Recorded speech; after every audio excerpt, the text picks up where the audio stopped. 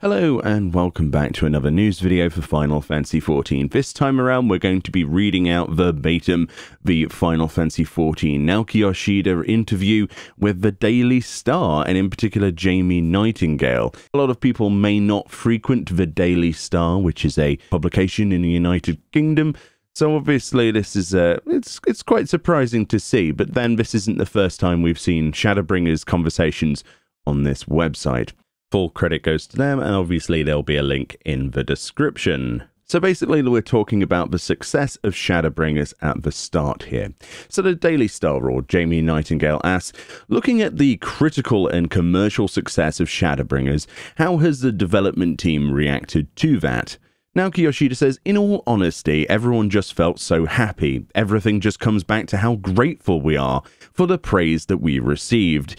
Even though you create and put time and effort in, if you get recognition from everyone, then you will have this sense of enjoyment. Because it's an MMO and a live service. Just after having a 2-week break, the development team have to get back to work. 5.1 was waiting, and some of the team need to work on 6.0, and some of the parts need my approval. Jamie asks, what was the approach to developing Shadowbringers, and was anything done differently compared to the other expansions that could be attributed to its success? Yoshida says there hasn't been any particular approach that we took just for the sake of Shadowbringers, so the approach hasn't changed at all for Shadowbringers. What's important is to aim for better, aim higher, have even greater confidence to make the best story. Each developer has the same mindset that they want to aim higher, and that hasn't changed and won't ever change.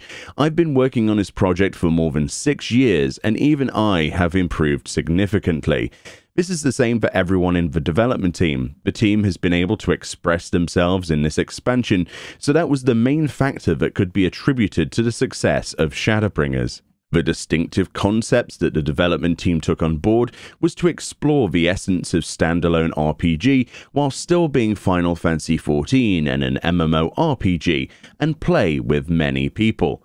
Still, there is an essence of standalone elements, and we built that system on the storyline. And we found that interesting and unique point in comparison to the other expansions. For Shadowbringers, we think of it in reference as the 5th season in a TV drama, with A Realm Reborn being the 2nd season. This 5th season, I told the development team, is that we shouldn't really just continue for the sake of viewership, not just for the purpose of generating money. What I told the development team is that we shouldn't hold back on anything. Jamie asks, talking of the story, what was your personal favourite while going through the expansion? Yoshi says, that's a tough question. Being in the development team, I'm involved with lots of adjustment and tweaking during creations, so I see all the cutscenes, and while in development I give feedback on if a cutscene should be bringing up the tension in certain parts. I had to play Shadowbringers 4 times, so it's hard to have one favourite part. If I needed to pick one, there is a scene after you complete a dungeon in a cave where you see the murals that is the dream that the Ancient saw, which is about the war between Hydaelyn and Zodiac. Emet-Selch takes the whole party to the cave and talks about the war, and Y'shtola and other NPCs were surprised by his revelation about what had happened. This really struck hard to me. This scene is really underlining the story of Shadowbringers. Everyone is in a different position. The view of winners will be different for those that have lost, and the truth that they may tell will also be different. There is not really any point in arguing who is right or wrong, but what is really important is to understand that there are so many views, and we need to accept it. How we can move forward by us understanding each other. That was more just for Shadowbringers, but it's also a common theme through Eorzea and Final Fantasy XIV. What Emet-Selch was expressing in his view, that this is my opinion, not requiring approval from anyone, because this is what I believe. He doesn't even reject what Hydaelyn is saying, he just accepts it.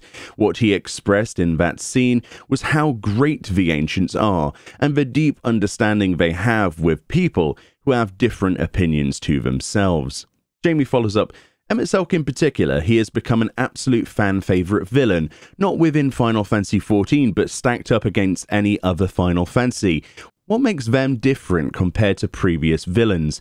Yoshida says, There are several points that I'd like to make, but by saying some of them I may let some people down and their interpretation of the Emet-Selch character. They're a unique character.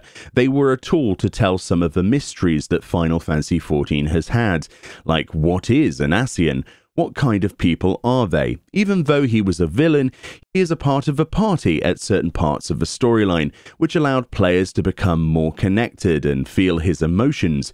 He was an integral character, but if I go into any more detail, I may let people down. To tell the storyline of Final Fantasy XIV, this is necessary for players to understand the Ascians and who they are.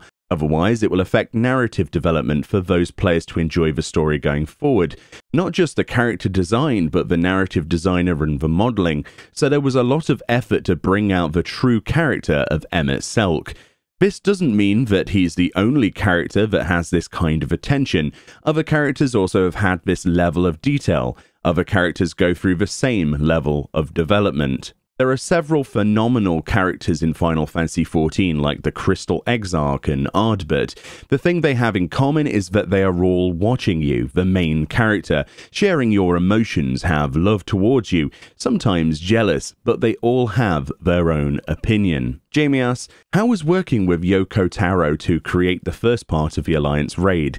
Yoshi says, this came about by telling Yoko-san that he was able to create whatever he wanted to, while still making sure that this was within the boundaries of the world of Final Fantasy XIV. Things like not being able to have cutscenes in the middle of a battle, because certainly players will want to watch it, and others will want to skip it after watching it the first time. This could not work fully, so there are different regulations that he had to understand, but then the rest is up to him. Next is for Yoko-san to write all of the plot for this raid. The development team will then go on to create the battle and fix the location for the raid. The team then approach Platinum Games for the assets for the team to use and tweak to work in the world of Final Fantasy XIV. All the boss fights are created by the Final Fantasy team, so then that's submitted to Yoko-san for approval. It was a mutual work between Yoko-san, Platinum, and the Final Fantasy XIV team. All the teams worked together for test plays, and Yoko-san wanted final direction for the content.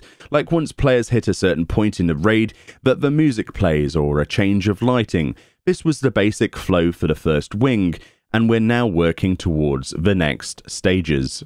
I've enjoyed running the raid, and as both a fan of Final Fantasy XIV and Nier, happy to do so again and again, mainly because I haven't got the pod minion yet. I know that feeling, Yoshi. Me as well. He laughs, I haven't got the outfit crate yet, so I'm still running as well. I lost a 96 roll to someone else. I don't have any expectations. I'll just keep hitting that button again until I get 99. Jamie says, could you not make your own button that gives you 99? Yoshida says, if I do that, my character would be banned, so I best not cheat. And there we go. That was the end of that particular interview. It was a nice little interview. I was very excited to see some of the responses to that, but it's really more about the positive mental attitude of the Final Fantasy XIV team as they approach content. And I think Emet-Selch is actually a really good representative of their their mindset. You know, they are aware of other people's opinions. They're quite stern where it needs to be. If you think about it, Emet-Selch is very much like the development team. A lot of people could probably draw that analogy. Really good stuff. Thank you so much, Jamie Nightingale and dailystar.co.uk for this wonderful interview. Of course, you'll find this as a link in the description of this video. Go and give them all your love. I take no credit for this. And yeah, thank you kindly for watching and listening, and I'll see you all next time.